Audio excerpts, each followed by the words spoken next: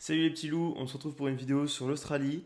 C'est un peu la période où tout le monde part en ce moment. Je vois plein de gens en story sur Insta qui mettent leur visa qui vient d'être accepté. Moi, je suis parti l'an dernier en février. Je suis parti un peu plus tard, mais concrètement, la période de septembre-octobre, c'est un peu la rentrée, c'est un peu quand les gens ont fini leurs études. Et c'est un peu les gens que j'ai rencontrés là-bas. J'ai rencontré, je vais catégoriser un peu, mais j'ai rencontré des gens qui fuyaient quelque chose, clairement, de leur pays. Donc, soit qui fuyaient le niveau de vie, soit qui fuyaient un truc qui se passait mal chez eux, dans leur couple, dans leur famille. Et il y a des gens qui faisaient du coup une pause juste après leurs études. Et dernièrement, j'ai trouvé des gens juste qui voulaient ramasser un maximum de thunes. Vous êtes peut-être dans ce cas-là. Moi, j'étais un peu entre j'ai rien de voyager et je veux ramasser un maximum de thunes. Alors, le truc, c'est que j'ai vu pas mal de réels, pas avant de partir, mais là, j'en vois vraiment pas mal. Et j'en voyais un petit peu déjà avant de partir, parce que je suis un peu ciblé sur cette catégorie-là. Mais en gros, de personnes qui font énormément de thunes. Vous avez peut-être vu des réels Insta où des gens lâchent des plus de 1000, plus 3000 $ par semaine en ferme. Comment est-ce qu'on a économisé tant de milliers d'euros en quelques mois? Et en vrai, c'est possible. Mais bon, moi j'ai rencontré pas mal de personnes là-bas et je vais vous faire un peu un retour d'expérience. Est-ce que ça vaut le coup d'aller en Australie euh, de manière générale? Et est-ce que ça vaut le coup de venir en Australie pour la thune? Donc concrètement, tout le monde est content d'être parti. Alors par contre, c'est pas aussi facile de faire de la thune que on le dit. C'est bien plus facile qu'en France, mais par exemple, je vais vous donner des exemples très concrets. Moi, le meilleur poste, le meilleur endroit où j'ai pu être payé, on m'avait proposé un poste à Fremantle, juste à côté de Perth, en tant que peintre. Donc je travaillais 50 heures par semaine et en fait j'étais payé en heures sup une fois et demie. Donc là 38 heures, j'étais payé une fois et demie. Et j'étais à 35. Sauf que comme ça faisait 38, enfin 50 moins... Non, c'était 60 heures, excusez-moi. 60 heures moins 38, j'avais 22 heures payées super bien. Mais en fait, je pouvais monter à 2000, un peu plus de 2000 $ semaine. Et à cela, je devais déduire du coup 400 euros de frais de, 400 euros de frais de logement et 200 $ de 400 $ pardon, de frais de logement et 200 $ de vie courante. Donc ça me faisait grosso modo 1000, genre, je sais pas, j'ai noté un truc tout à l'heure, mais voilà, 1000, 1400 $. Donc j'en avais pour 850 euros d'économie par semaine. Ce qui est pas mal, ce qui est vraiment pas mal, parce que c'était surtout toutes les semaines, quoi. Genre, il n'y avait pas de semaine de pause comme en mine. Et en plus, ben, je travaillais 60 heures, mais j'avais quand même mon dimanche. Et en fait, je travaillais moins en fait qu'en mine, parce qu'en mine, on est clairement sur du 77 à du 84 heures. En fait, c'est 11 heures par jour ou 12 heures par jour en fonction de votre shift. 7 jours sur 7. Et là, vous êtes payé 35 euros, 35 dollars de l'heure, voire 33,5 de l'heure. Et ensuite, il faut enlever 15% de taxes. Donc en fait, vous allez toucher certes 2200 $ et vous n'allez pas payer de logement. Mais comme vous avez votre semaine de pause, en fait, il faut tout lisser sur 3 semaines. Et au final, c'est un peu moins rentable que mon ancien poste, par exemple, en peintre. Et en plus, c'est quelque chose de super physique. Alors, peintre, c'était aussi physique, hein, on faisait ça à l'extérieur.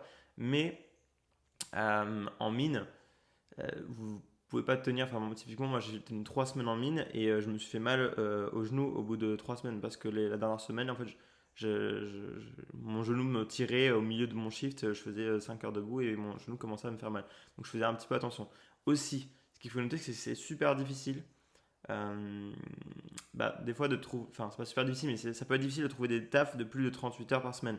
Et à 38 heures par semaine, à 35 dollars de l'heure, c'est pas énorme en fait. Vous allez toucher 1100 $ et 1100 $, vous enlevez 600 $, il vous reste 500 $ donc, en ville, donc c'est pas grand chose. Et en plus, il y a pas mal de postes qui sont à pourvoir, mais plutôt à mi-temps. Donc ça veut dire qu'il faut trouver deux postes. Donc c'est des horaires de bâtard. Enfin, je veux dire, c'est des horaires qui sont vachement contraignants. Vous perdez beaucoup de temps dans les transports.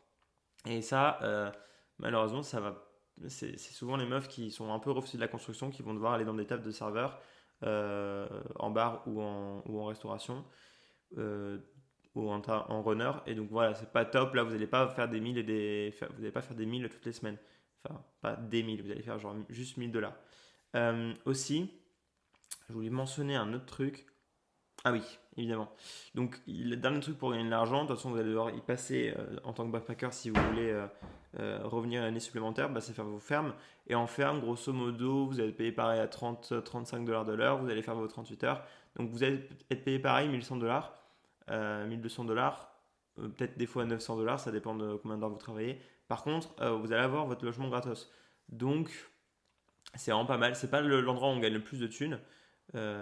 Mais normalement, à la fin de la semaine, vous avez économisé 900 $, donc ça fait 600 €, donc c'est vraiment pas mal. Vous pouvez quand même économiser 2500 euros à la fin du mois. Et en plus, c'est quand même une super expérience parce que, de un, souvent, vous pouvez être avec des backpackers. Alors, ça dépend, hein. Moi, j'ai été seul dans mes fermes, mais j'ai rencontré des groupes de backpackers qui étaient à Pemberton pour la récolte de pommes et ils étaient tous au même endroit et tous les soirs ils se rejoignaient et ils faisaient des soirées, donc c'était vraiment super bonne ambiance.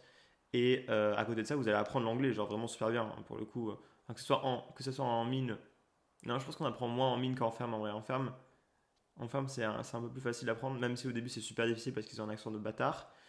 Bon, Con- aussi au niveau retour d'expérience, concrètement ça dépend énormément des fermes. Il y a des fermes, les gens ils ont adoré. Il y a des fermes, les gens ils ont pas du tout kiffé. Ça dépend vraiment des fermes. Le mieux c'est de demander à des gens qui ont déjà vécu la ferme, enfin d'avoir un retour avant d'y aller. Si quelqu'un vous dit de venir, c'est qu'il a déjà fait et il peut faire avoir un retour. C'est vraiment, c'est vraiment cool de faire ça comme ça. Après quand même la majorité des fermes ont bien été vécues par les gens.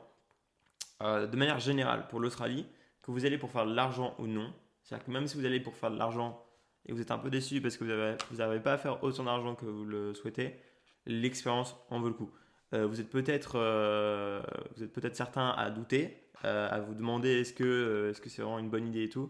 Moi, je vous le dis, oui, c'est une bonne idée. Partir en Australie, ça peut être qu'une bonne idée. Ça va vous apprendre tellement de choses.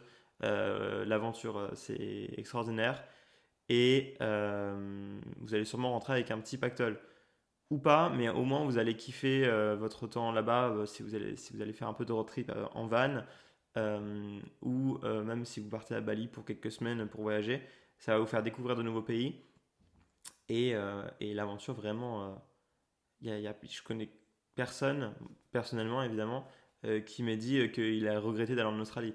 Tous les gens que je rencontre, qui ont fait l'Australie, que j'ai rencontré là-bas, ben, ça a été soit la meilleure année de leur vie, soit une des meilleures années de leur vie. Donc, évidemment, mon mot de la fin, c'est je vous encourage à aller en Australie. Si vous souhaitez trouver un job en mine, j'ai écrit une formation que j'ai mis le lien en description. Également, je vous encourage à me suivre sur Instagram, Victor Sharp, je mets aussi en description. Voilà, je vous dis à la prochaine et en attendant, tchuss!